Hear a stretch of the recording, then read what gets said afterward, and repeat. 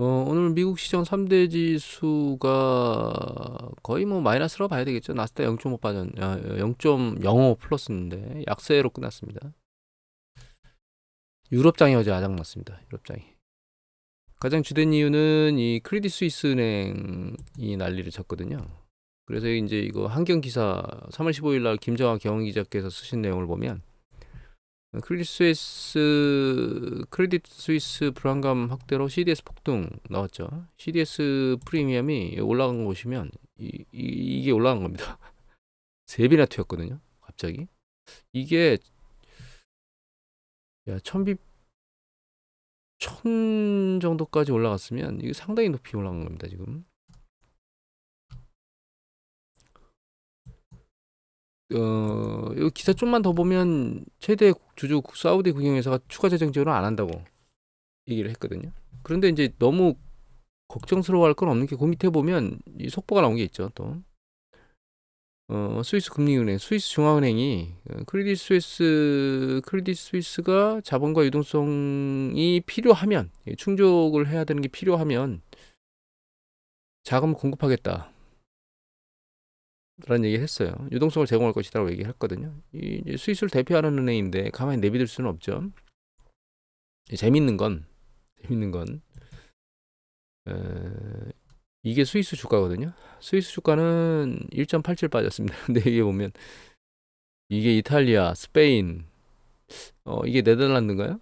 그 다음에 유로 스탁 50개, 닥스, 푸찌 난리를 쳤죠. 3% 넘게 다 빠졌습니다. 진원지는 가만히 있고 여기는 뭐 산업이나 이런 것들이 그 금융이나 일정 부분의 그 조그만 제조업 부분이나 관광 쪽이고 실제 대규모 사업체들의 대출은 이쪽 영역에서 일어났기 때문에 다른 쪽 영역에서 난리를 치고 있고 스위스는 상대적으로 덜 빠졌어요. 오늘 데일리 보면 10년 국채가 또 급락했습니다. 3.4대로 내려왔고요. 그 다음에 원자재 가격을 보면 유가가 70달러 깨졌습니다. WTI 서브텍사스 중진류가 70달러가 깨졌고 금값이 살짝 들렸습니다. 구리 가격도 지금 계속 빠지고 있어요. 추세적으로 4달러 깨지고 밑으로 계속 내려왔거든요. 경기 수축을 상당히 우려한다 이거죠. 투자자들이. 원자재 시장, 채권 시장 모두 통합해서 난리를 치고 있는데 미국 주식 시장이 지난번 12월 달 저점 테스트를 끝내고 지금 반등을 했거든요. 수습이 되면서. 근데 오늘 또 크레딧 스위스 뱅크 때문에 조정이 반등 강도가 좀 약해지고 있긴 한데 전 개인적으로는 여기서 지금 요번 이슈 은행들 난리치는 이슈는 끝났다고 보고 있긴 합니다. 다만 여기서 뭔 일이 터지면 크레딧에서 터지면 여기서 밑으로 와서 저점 테스트를 또 하러 갈 가능성이 있겠죠.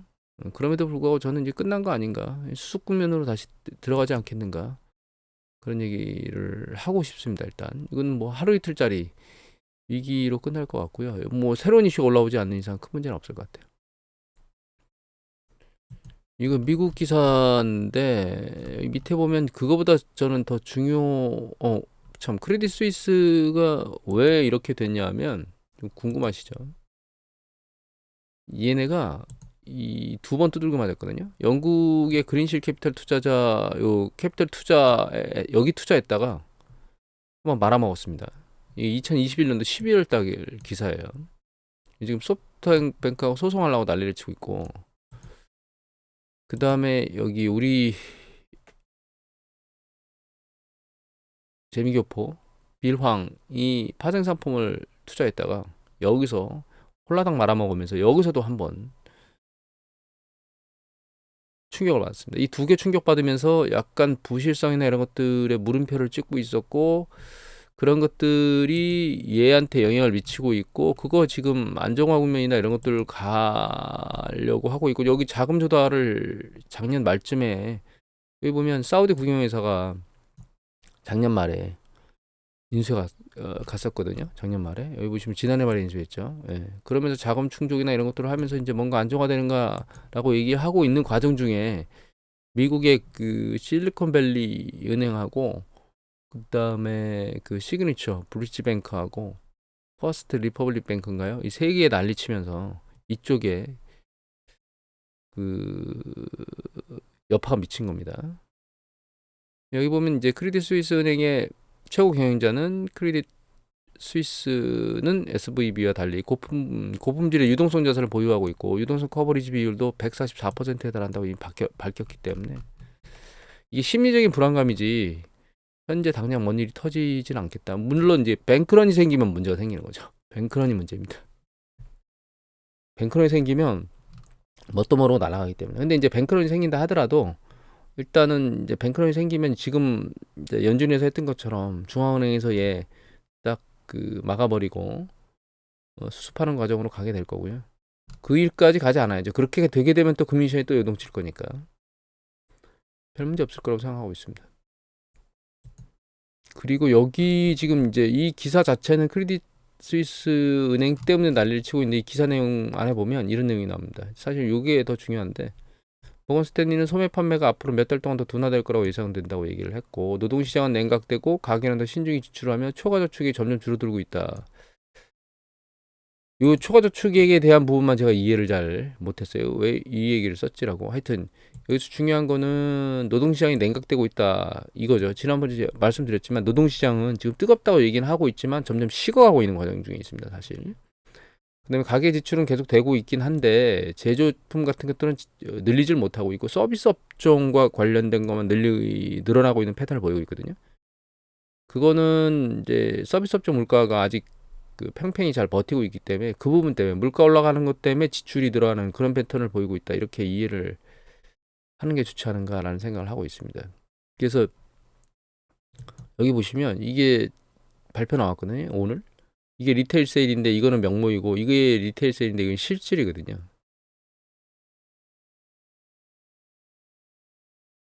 거꾸로 됐네요. 파란 게 실질이고 빨간 게 명목이거든요. 근데 이 명목 데이터를 보면 추세적으로 쭉 올라가고 있고 이 실질은 지금 개걸음을 치고 있잖아요. 근데 이걸 이제 안으로 좀 깨보면 제조업들은 구매가 늘어나지 않고 있어요. 근데 서비스 업종이 추세적으로 계속 늘어나고 있거든요. 그래서 요새 서비스 업종의 물가 압력이 계속 잘 센 상황을 유지하고 있는 과정이기 때문에 이 물가 올라간 것 때문에 지출 규모가 늘어나는 것처럼 그렇게 보이는 게 아닌가라는 생각을 하고 있습니다. 실제 물가를 제외한 걸 놓고 보면 실제 지출이 늘어나고 있는 건 아닌 거죠. 그리고 이게 지난번에 한번 보여드렸었는데 이게 이제 이자 지출 금액이고 빨간 게 이게 저축액이거든요. 그래서 보면 이 코로나 팬데믹 때 금액이 한 번 튀고 두 번 튀었습니다. 이자 금액이. 그 저축 금액이. 이게 이제 저거 구제금융, 가계 구제금융이 급격하게 퉁퉁 두 번 주면서 튀었다가 그거 다 빼먹고 바닥을 기고 있었는데 최근 올라오고 있습니다. 근데 여기 보시면 이자 금액도 늘어나고 있잖아요. 이자 금액이 늘어나는 부분이 있다면 얘 저축액이 이렇게 늘어나기가 사실 녹록치 않을 건데 이 저축액이 늘어난다는 얘기는 미래의 불확실성이나 불안감 때문에 저축액을 늘리고 있다라는 생각을 해볼 수도 있거든요. 그래서 이 저축 금액도 늘어나고 이자 금액도 다 늘어나는 이런 패턴을 하게 되면 결과적으로 가처분 소득 중에서 이자 지급으로 빠지고 저축을 계속 하게 되면 개인 소비 지출이 줄게 되겠죠. 이런 패턴으로 현재 가고 있다라고 보고 있고 이게 소매 판매에 여파를 안 미칠 수 없다. 그래서 인플레이션 압력이 좀 잦아든다고 해서 이 소매 판매 계속 늘어나겠느냐? 그거보다는 사실 이게 추세적으로 이렇게 아랫방향으로 둥글게 내려갈 것 같습니다. 명목이 실질도 당연히 내려갈 것 같고 그 얘기를 이 사람이 하고 있다. 모건 스탠리에서. 이거는 근본적으로 경기가 정점을 치고 수축 국면으로 내려가는 패턴을 보이는 거 아닌가라는 생각을 하고 있다. 그래서 이제 제가 그 전체 판매나 혹은 산업 생산이나 이런 것들을 보여드리잖아요. 그런 부분들이 좋지 않은 방향으로 정점에서 수축으로 내려가고 있고 지금 이 터지는 일들 미국에 있는 뭐 일부 은행들의 문제라든가 혹은 크레딧 스위스의 문제라든가 이런 것들은 유동성이 상당히 팽배했던 중앙은행의 기준금리가 상당히 낮은 수준에 있었던 것들이 금리가 상당히 높은 수준으로 올라가는 과정에 터지는 부작용들이에요. 그러니까 이런 부작용들이 반복적으로 터집니다. 사실 경기 사이클 진행 과정 중에서. 그리고 그 터지는 과정 중에 이제 얘가 올라온 거죠. 그래서 우리가 잘 알고 있는 레이 달리오가 한마디 날리셨죠. 이겁니다. 연합인포맥스 데이터 김정 기자께서 올리셨는데 3월 15일자. SV 파산은 탄광 속의 카나리아 같다. 이겁니다. 다들 아시죠? 뭔가 일이 터지기 전에 그걸 사전에 알려주는 카나리아. 저도 여기에 동의하고 있습니다. 금융시장이 그 유동성이 풍부한 유동성 잔치를 하다가 차익금리가 과도하게 올라가면서 추세적으로 어딘가 골마 터지고 있는데 그 골마 터지고 있는 걸 모르고 있다가 어느 날 갑자기 SVB 사태가 탕 튀어 올라온 거죠. 이게 일시적으로 끝날 거란 생각은 절대 하고 있지는 않고요. 이게 빙산의 일각이라는 생각을 하고 있습니다. 다만 이제 1차적 수습을 끝냈다고 보고 있고요.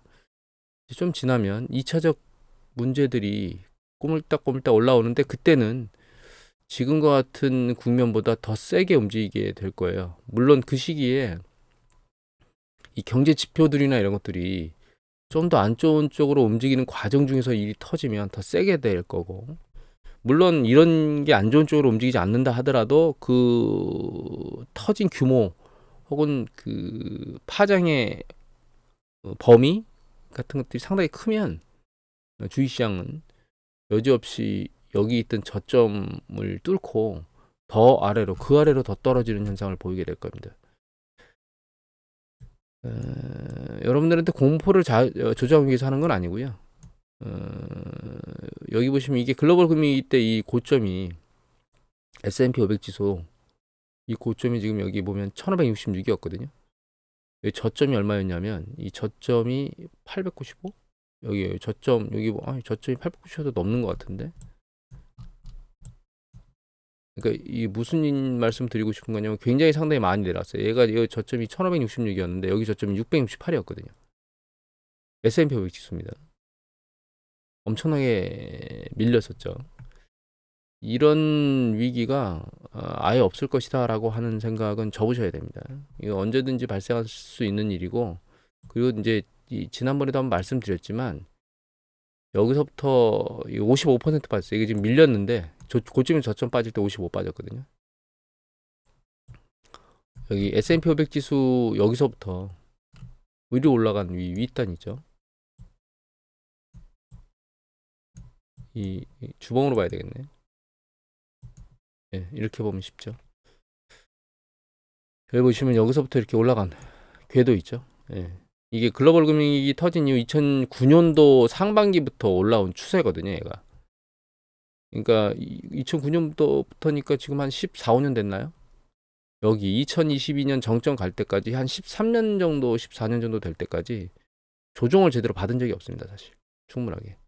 이거에 의한 조정이거든요. 그래서 얘가 여기서 그냥 언저리에서 깔짝대다 끝낼 것이다, 이렇게 이해하시면 상당히 나중에 된통 얻어 맞을 수 있다. 그래서 요번 상황을 좀 심각하게 봐야 된다. 근데 이게 지금 당장 터질 거냐? 그러진 않을 것 같다. 좀 더 추세를 보이고 요번은 수습되고 나서 상황이 좀 더 주식시장이 괜찮아진 이후에 시간이 가면 갈수록 이런 일들이 터질 일들이 없다. 그래서 제가 계속 반복적으로 말씀드렸던 것 중에 어디서 뭔 일이 터질지 모른다는 얘기를 계속 했었잖아요. 근데 어디서 뭔 일이 안 터지고 있었죠. 근데 요번에 터졌잖아요. 이런 일이 또 발생할 수 있다라고 하는 것들을 하고, 그게 발생하게 되면 요번에는 상당히 충격이 셀 수도 있다. 이런 부분을 감안하고 포트폴리오를 운영해야 된다. 이렇게 정리를 해드리고 싶네요. 오늘 이것을 마치도록 하겠습니다.